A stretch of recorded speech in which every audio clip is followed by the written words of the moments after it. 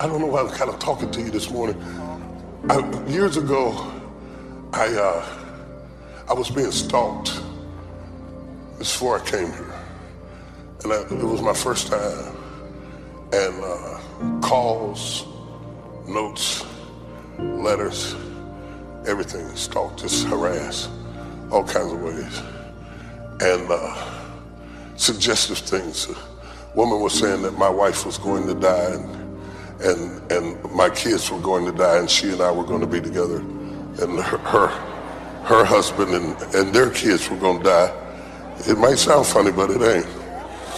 And that we were going to be together. And things were turning up on my front porch. And my kids woke up screaming because they saw her in their backyard. And I ran into her. And I got to arguing with her, and I almost hit her with the car. No, I'm serious. I'm serious. This might be your last Sunday. This might be your last Sunday, but I'm gonna tell you, see, the devil knows that I am protective. He knows I'm protective. If you come on my turf and you threaten my family, he knows I will turn into somebody that you have never heard preach. So there I am standing and saying, oh, I remember saying, oh, you crazy, huh? Oh, you crazy. You think you crazy? I'm gonna show you what crazy is. Let me show you who can be the craziest. I spin my car, well, anyway. So, no, because I'm not wrapped tight either. I'm not wrapped tight either. And I thought it was a contest to see who could be the craziest. And I said, I'm gonna get this trophy today, because I'm the crazy.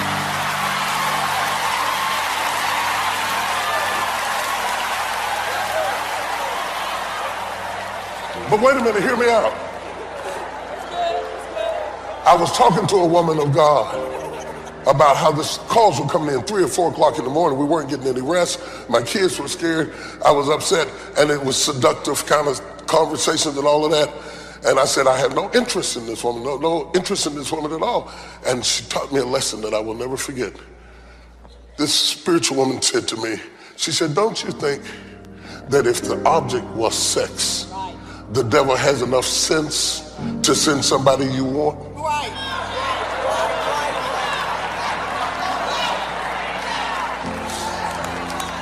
See, if you don't understand what's at stake, you won't understand how to get the victory.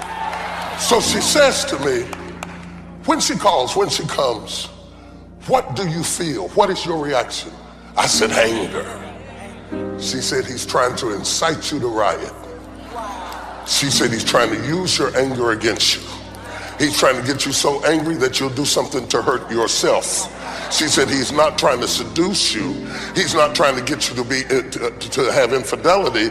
He's trying to get you to snap out and go into a fit. She said, the reason I know, she said, the reaction that you get when you confront the enemy is the area that is up under attack. That's what he wants. If you were tempted to make a date, it would be something else. But when you're tempted to fight, you got to understand what the enemy's after, or you don't understand where the victory is. Do you understand what I'm saying to you?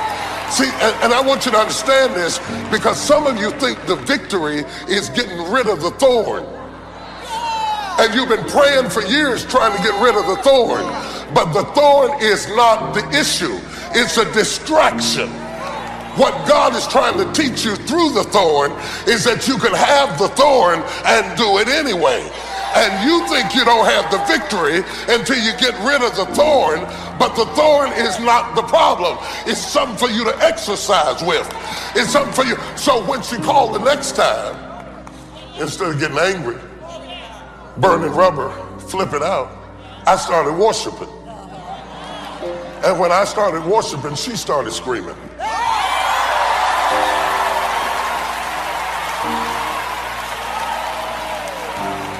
See, God wanted to teach me how to resist my temper and up under stress to flip into worship, because he was going to send me here where I would not be wrestling with flesh and blood, but spiritual wickedness in high places, where the witches would be waiting for me to curse my ministry. And he wanted me to be spiritually smart enough to understand how to get the victory. I don't know if I'm helping anybody or not, but I hope that you understand that sometimes you're asking God to fix things that he sent in your life to give you discipline and training and get you how to really be a Christian and stop just being somebody who goes to the potter's house. God sends something in your life that you care about, that you pray about, that you hurt about, that you cry about, so that the divine nature of Christ can be manifested in your life. He said, I'm not going to cast out what I sent. I sent it to teach you to shut your mouth. I sent it so you would be disciplined. I sent it to finish raising the little boy in you. I sent it to teach you temperance. I sent it to teach you discipline. These are my messengers that I sent in your life to balance the blessings that I'm going to take you. Because I'm getting ready to take you to a place that if you were not broken, you would become arrogant and impressed with yourself. And so I allowed it to persist in your life so you would stay on your knees, so you would pray when other people walked away, so you turn your plate over and fast, so that you would worship while other people on your row are sitting back looking cute. You are worshiping because you know you got a devil to fight. You didn't come to church to show off your suit, your coat, your hat, your pocketbook, or nothing. You came to church because you got a devil to fight. And if you don't get some help with that devil, you're going to lose your mind. But I came here this morning to tell you no weapon. Receive a touch from the Lord. A touch, a touch, a touch from the Lord. When God gets ready to touch you, he's got a plan. Somebody start worshiping him right now.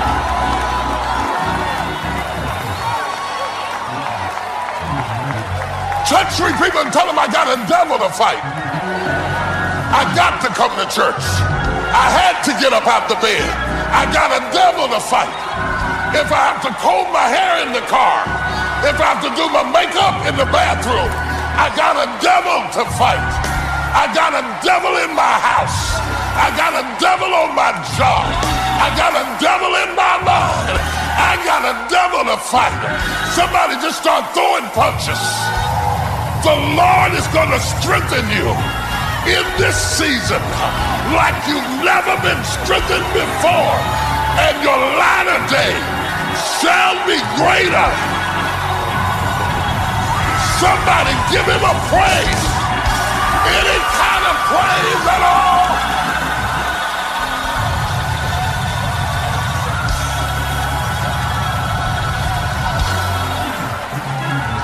I'm almost finished. What I'm trying to get you to see, God is not going to move it. He's going to give you strength to climb it. He's not going to fix it. He's going to give you the power to fight it. He's not going to resolve it. He's going to use it as a teaching tool in your family. He could have healed Lazarus. He could have stopped Lazarus from being sick. He used Lazarus to bring the whole house together. He used Lazarus to upset the entire city. He let Lazarus get sick and die. He didn't come. He waited till he was dead because it was all a setup. And whoever I'm preaching to this morning, whatever that devil has done to you in this season, it may have scared you to death. It may look like bad has gone to worse. You may have come to your wit's end. But the Lord said there's going to be a resurrection in your life so that everybody around and see the very power of the Holy Ghost. I don't know who I'm talking. I don't know who I'm talking to, but you came to get this word. You came to get this word. This is your word today. This is your word. Excuse me. This is your word.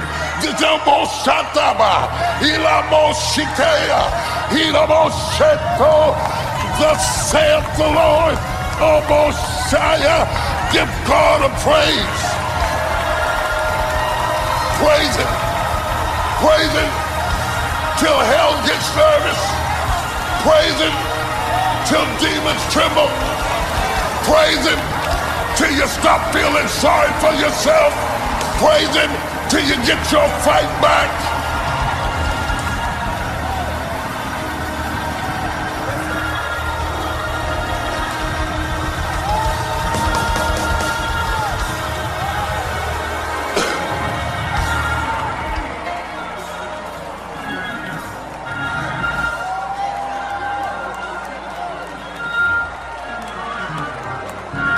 He said, I'm not going to move it.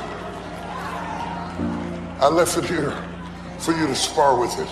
Where's Dr. James? Where did she go? She stepped out. Okay. He said, I'm not going to move it. He said, I'm going to leave it in your life. I'm going to keep it right there. I'm going to show you that it will not stop you. I'm going to train you with resistance. I'm going to train you through pain. When she comes, bring her here. Come here. Come.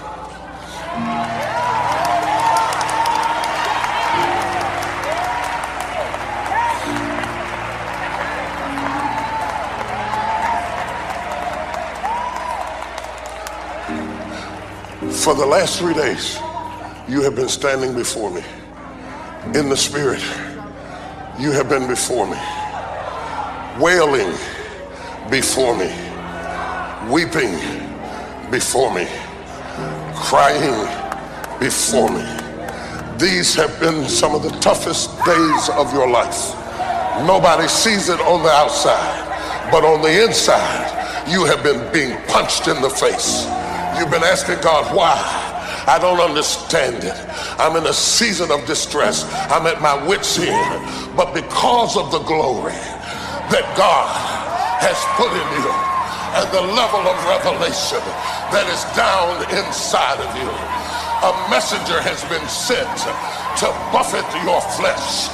But the Lord sent me here to tell you, my grace, my grace is sufficient for everything you need, everything that's under attack, all the emotions and all of the tears and all of the struggles and all of the restlessness. God said, my grace is going to take you through this season like you've never been before. I've never been here before.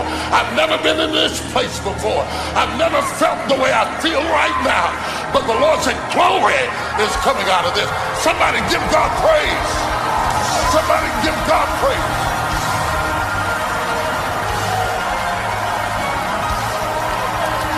Somebody, I said, I dare you to praise Him. I dare you to praise Him. I dare you to praise Him. When she comes out, you better come out with her. When she comes out, you better come out with her.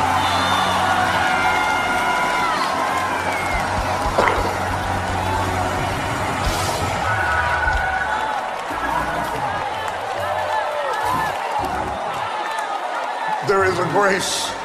There is a grace. There is a grace. There is a grace. There is a grace coming. There is a grace.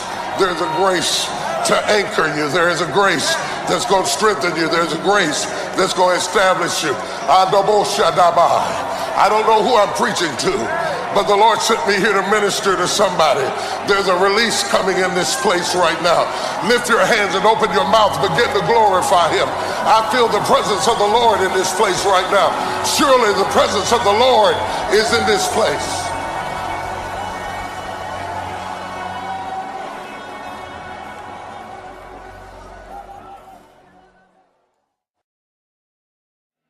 The Lord told me to be sure to tell you that on your journey, it will not always be the people that you expect to bless you. Sometimes God will use people in the world, people who don't even speak your language, people from the other side of the tracks to bless you and just keep on gathering the wood. Now watch, in the process of gathering the wood, Paul gets up and tries to help him. And he's gathering wood for the fire. You know the story.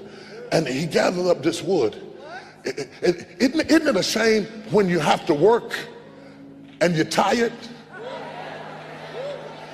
And you just came out of a storm. And you can't even get your breath from the storm you just got out of. And now you're having to gather wood. So he's trying to work while weary. And when you're working and weary, and you pick up stuff, you don't even know what you're picking up. And he's working tired. Anybody been working tired? And you tired, but you can't take a vacation because a vacation is not an option, and you in survival mode, and you just got to get up anyway, and your back is hurting, and your knee is hurting, and your head is spinning, but you got to do what you got to do. It's like that.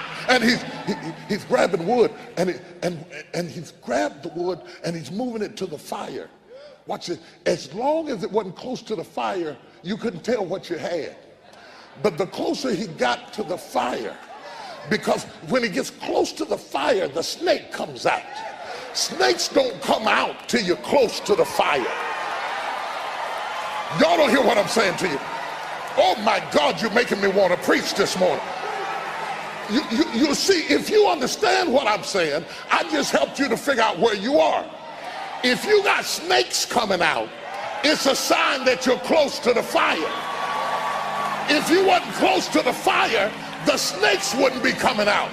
But when you see your enemy slithering out trying to bite you, it's only a sign that you're closer than you've ever been in your. Half time somebody say, I'm close right now.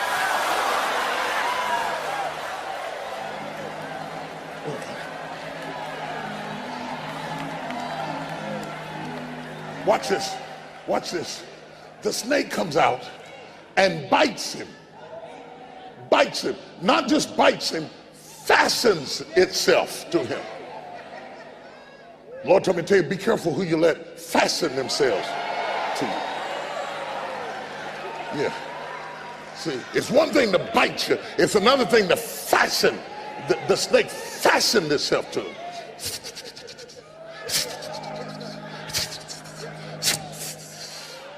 Whenever you're about to do something mighty for God, snakes will fasten themselves to you. And the snake fastened himself to it. And the barbarians looked at him and said, he must be a murderer. And maybe he was a murderer trying to escape, but justice let it happen. The interesting thing to me is that Paul did not respond to the allegation. He didn't say, oh no, that's not what happened. That's not who I am at all. I'm really a great man of God, and this is just happening. He didn't say a word. The best response to criticism is success. So rather than to defend yourself or your integrity, he just keeps on doing what he's doing. Now the snake has attached itself to him. The people think that what has happened to him, he brought it on himself. He doesn't respond to any of it. He keeps on doing what he's doing. And over time,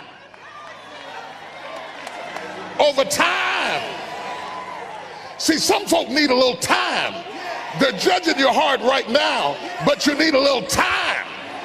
When they saw that he didn't swell up, and he didn't change colors, and he didn't die. And the Lord told me to tell somebody, you've been trying to ask God, why did you let this happen to me? God said he let it happen to you so that people could see that what you've been through should have killed you. But when they saw you survive, it was a sign that you were not in that thing by yourself.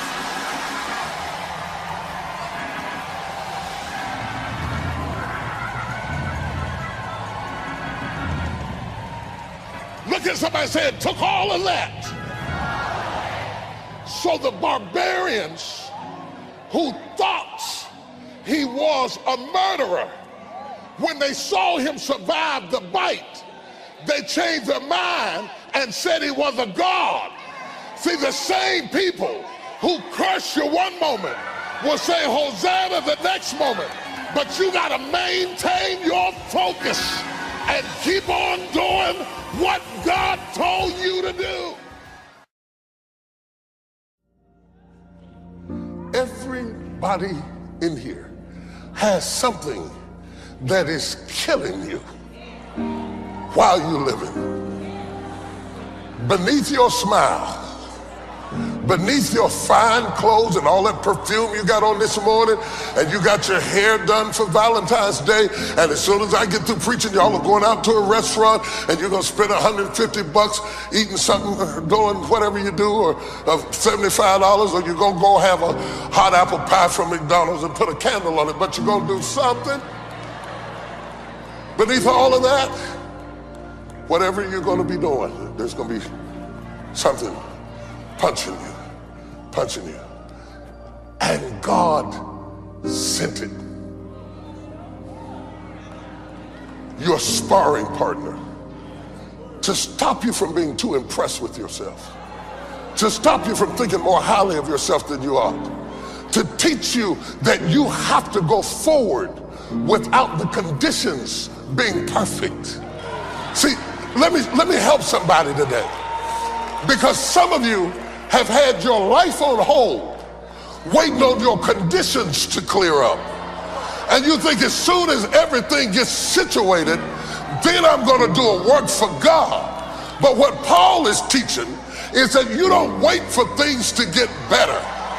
You got to go ahead and do the work.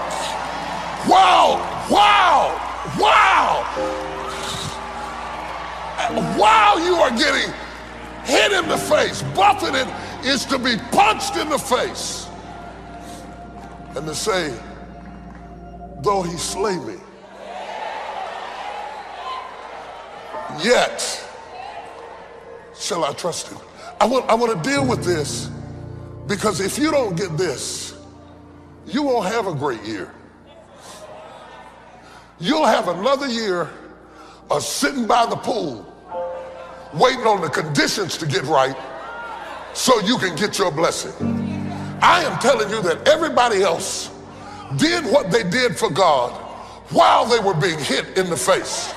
And you can't wait for the blows to stop to go forward with what God has called you to do. You got to take it and keep on punching right back. Somebody get your fist out and just go to punch it right back. This is a fight. This is not a fellowship meeting.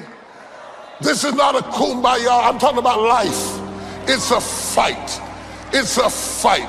I don't care what you saw on TV. I don't care what stories they read you when you were a little girl going to bed.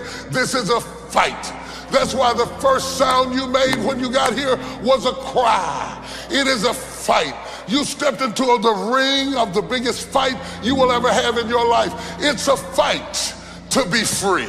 It's a fight to be whole. It's a fight to hold your house together. It's a fight to hold yourself together. It's a fight to raise your children. It's a fight to finish your degree. It's a fight to hold down your property. It's a fight to keep your kids and your family together. It's a fight not to go crazy. It's a fight not to quit. It's a fight not to lose your mind. It's a fight not to throw in the towel. It's a fight not to walk away. It's a fight not to run. It's a fight. It's a fight. It's a fight. Touch some people, tell them it's a fight. It's a fight. It's a fight. It's a fight every day. It's a fight every day. Don't let my smile fool you. It's a fight every day. I don't care what I'm driving. It's a fight every day. I don't care what I'm wearing. It's a fight every day. I don't care where I live. It's a fight every day. I don't care what my talent is. It's a fight every day. It's a fight. It's a fight. It's a fight. That's why I'm at church this morning, because I'm trying to get.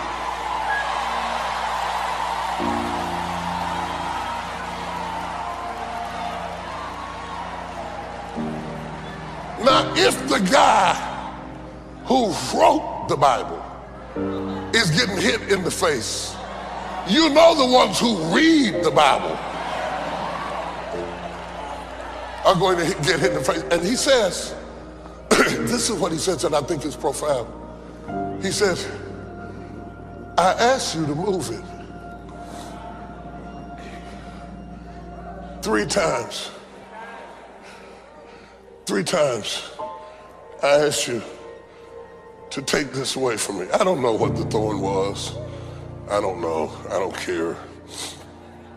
Some people say Paul was almost blind and he had a physical infirmity. Some people guess other things. I think that the Bible doesn't clearly tell you what the thorn is because it really doesn't matter. If you're getting hit in the face, it don't matter who hit you. A punch is a punch is a punch. You know, when AIDS first come out, everybody was busy who got HIV infected. Everybody was busy telling how they got it. I thought that was ridiculous. Is it like a good kind and a bad kind? We worry so much about where things come from. But let me tell you what you learn as you get older. It is what it is. Whether it came from the right or the left, whether it came from this or that, attack is attack. Wrong is wrong. Sorry is sorry. Hurt is hurt. What hurt you is not what hurt me. What hit you is not what hit you. But I guarantee you, everybody sitting here today is getting punched in the face. Your hero, the one you're trying to be like, is getting punched in the face. Your mentor is getting punched in the face. Your spiritual fathers are getting punched in the face. And I think we ought to tell you about this because some of you are waiting for the coast to be clear. And you say, when everything gets straightened out, then I'm going to do it.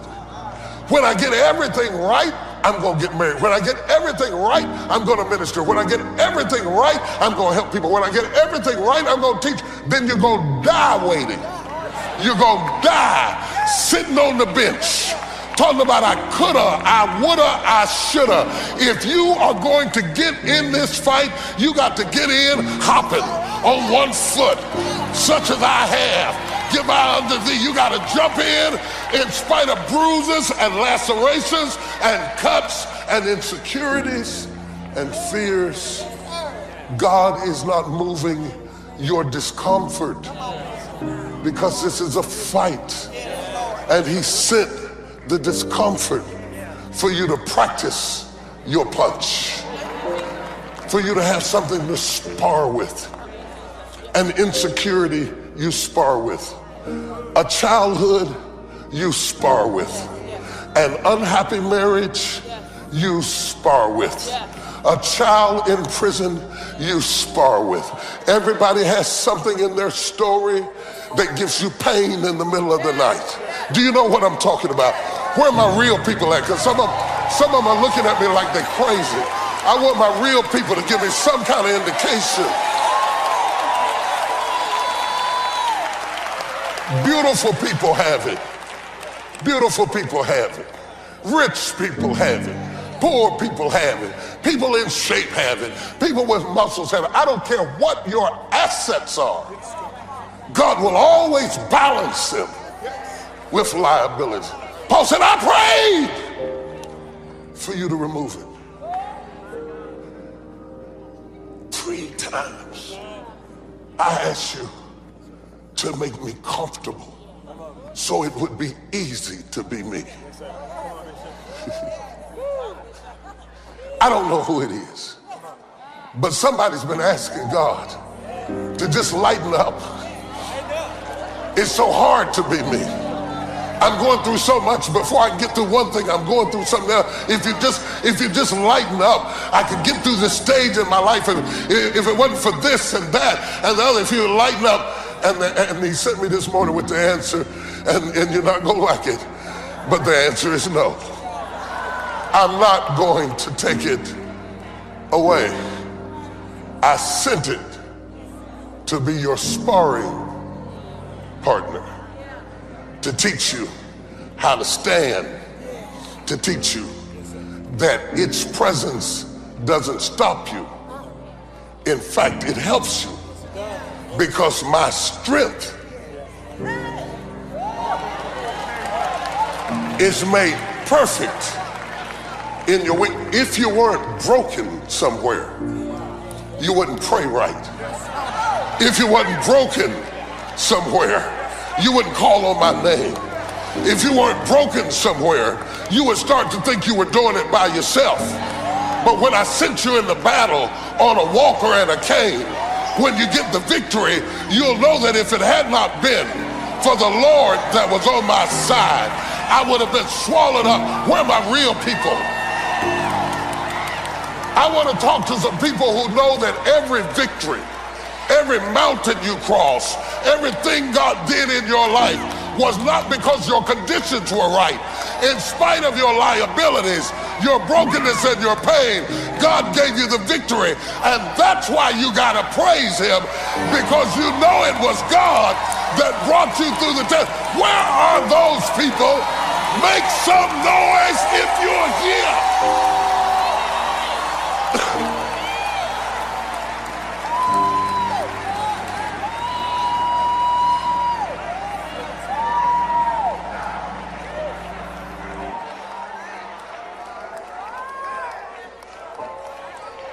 Every now and then, God sends a devil.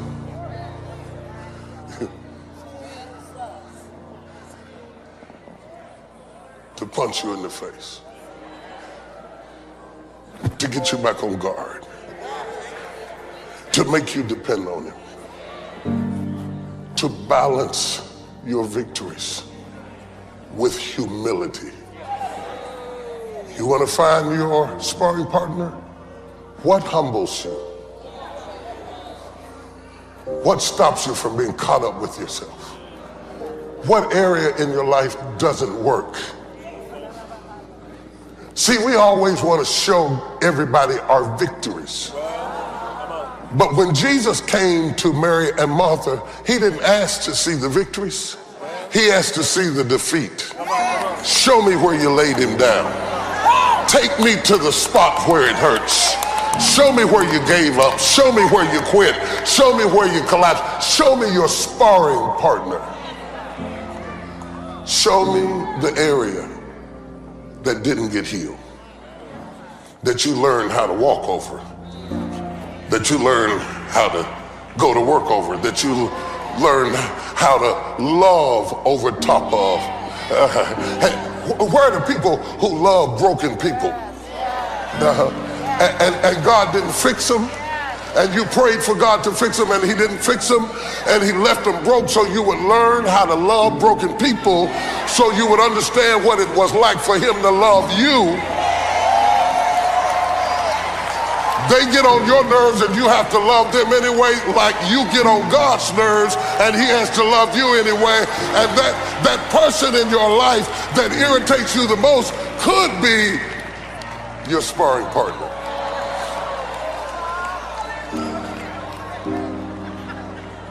I am the most fascinated in the Bible when God doesn't fix a thing. The Bible is full of miracles. We're talking about miracles from heaven. The Bible is full of miracles. My life is full of miracles. Your life is full of miracles. Every day is a miracle. Every morning we get up is a miracle. But I am not as drawn to the things that he fixes as much as I am a student of the things he does not. Why are there certain things that God leaves broken and allows them to stay cracked and allows them to be out of sync? Is it not that the thing that is broken is a servant to your destiny?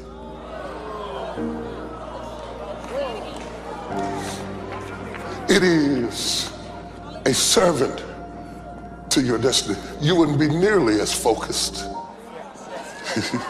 You wouldn't be nearly as committed. you wouldn't be nearly as tenacious. If everything had lined up right, you wouldn't have been nearly as bold or nearly as committed. Could it be possible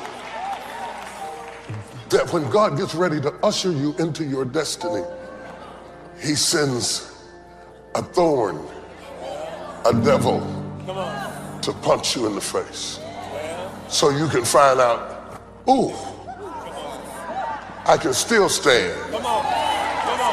Lip busted, but I can still stand. I would have thought that would have knocked me out. But look at this. In fact,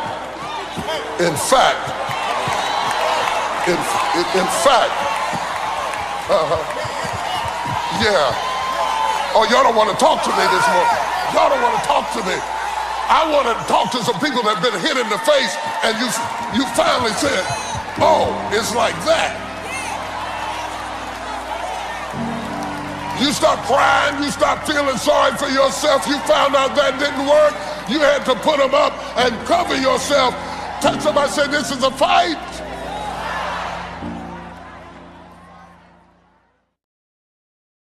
If you want a wife, ask the Lord to close the place of your flesh. The prerequisite to getting a wife is having your flesh closed. The other side for any of my single sisters is, God, where Lord, when am I going to be found, Jesus? I've been in here worshiping you, perfect in all of your ways, but I'm still single. Here's what the scripture says. He that finds a wife finds a good thing. It didn't say he that finds a girl that he's attracted to, who he then begins to date, who he then calls his girlfriend, who he then buys a ring, proposes, and makes her his fiance, who he then marries later, who becomes his wife. You're not a wife when I marry you, you're a wife when I find you. You become my wife when I marry you. But a wife is not the presence of a ring, it's the presence of your character. Too many women want to be married, but you're walking in the spirit of girlfriend. Ask the Lord to deliver you from that spirit and carry yourself like you're already taken. And I promise you, when you carry yourself like a wife, a husband will find you. But if you keep walking like a girlfriend, boys will play with you.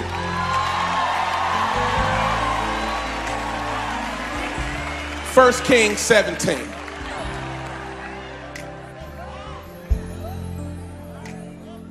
God created you to perpetuate his plan. While Adam was asleep, God was forming this beautiful creature, Eve, the mother of all living. And Adam woke up and saw her and said, this is bone of my bone and flesh of my flesh. She shall be called woman because she came from man. Wombed man. She's not a different species. She's a man with a womb. She can do what I can't do on my own. She is me in exponential form. What I give her in concentrated form, she can multiply. The power of a woman is the power of multiplication. If I give you groceries, you make it dinner. I give you a house, you make it a home. I give you a seed, you give me a son.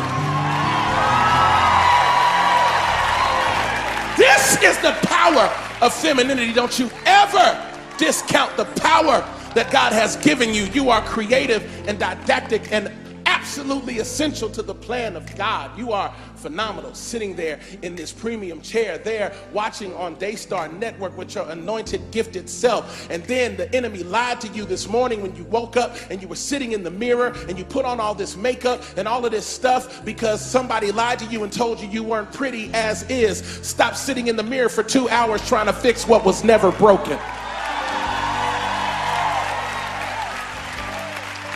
You're beautiful because God made you that way. Stop hiding your scars. Your scars are your testimony.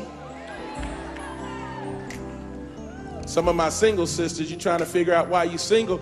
He's looking for somebody that's the actual you, not the projected you. Take some of that stuff off. I promise you, not only will he find you, but you'll find yourself.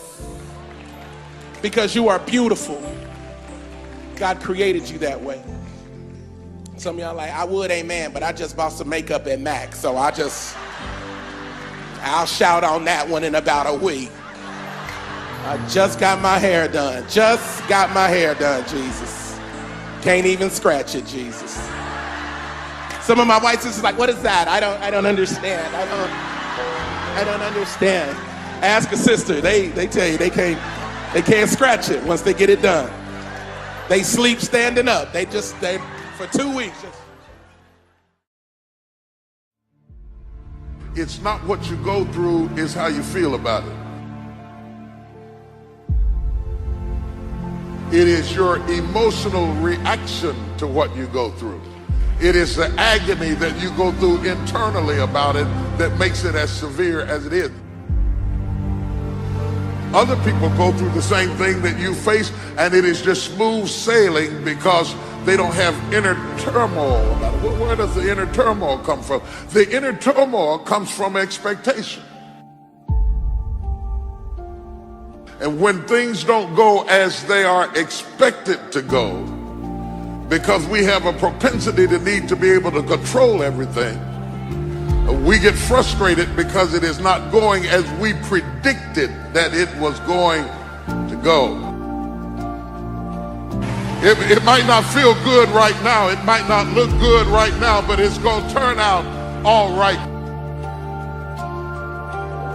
Why is it that every time we experience something, we think that we are the first ones to experience it, that there is some uniqueness about our generation that separates us from all other generations, when everything old is new again, everything you see is coming back again. If you live long enough, you'll watch history repeat itself. You'll watch cycles come. You'll watch news cycles come and go. You'll watch people turn in and turn back out. And after a while, you don't have to have the gift of prophecy to tell what's going to happen next. All you have to do is live long enough.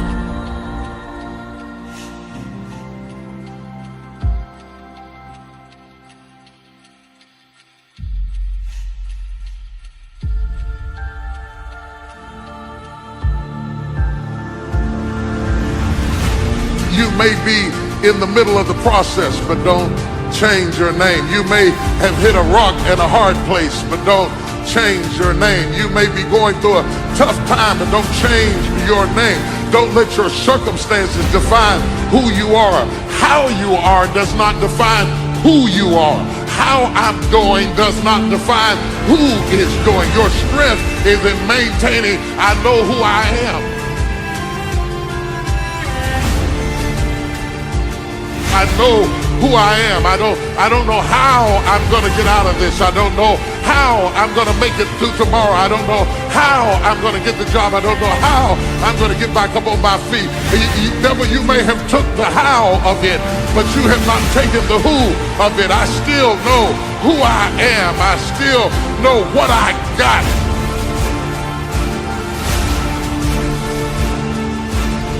I wish we'd spend more time working on the who of us rather than the how of us.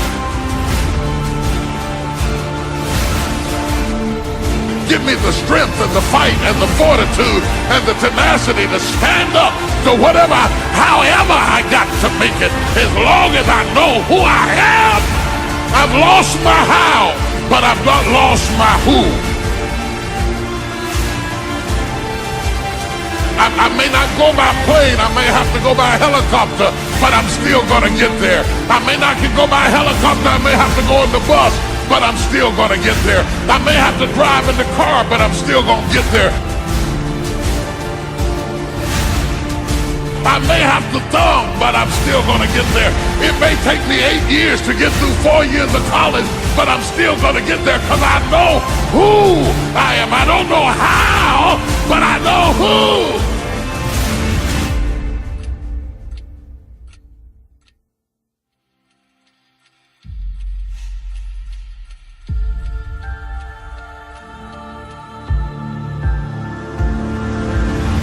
Don't let life change your name. Don't let it change your name. Don't let it change your name. Don't you be nasty just because they're nasty. Don't you be hateful just because they're hateful. Don't you be vengeful just because they're vengeful. Don't give up on who you are because of how things are turning out. because the blessing is on who you are.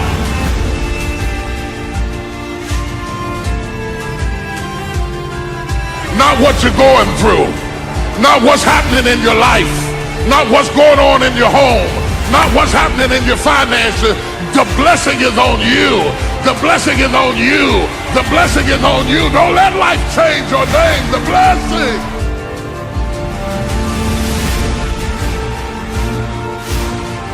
Don't lose yourself in your situation. Don't let your situation eat up yourself. Oh, don't get beside yourself. Don't forget who you are.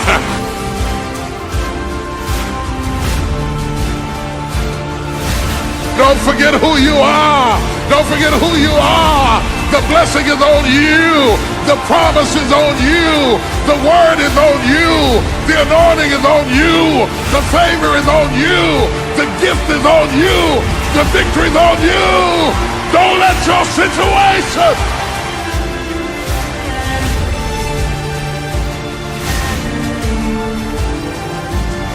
came to myself.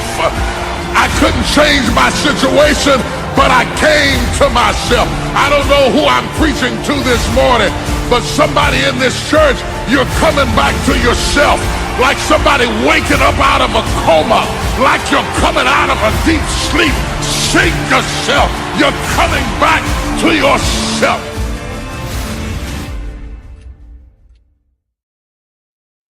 Love you, Daddy. Motivation at your fingertips. I'm a mess, Lord. I'm such a mess. I'm a mess. I'm a mess.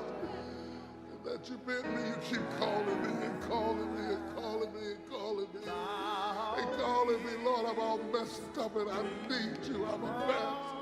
Oh! Oh, Lamb. Oh, Lamb of God. Oh, Lamb of God. Here I am, Jesus. Here I am. My nets are broken. My life is broken. My heart is broken. My mind's upset.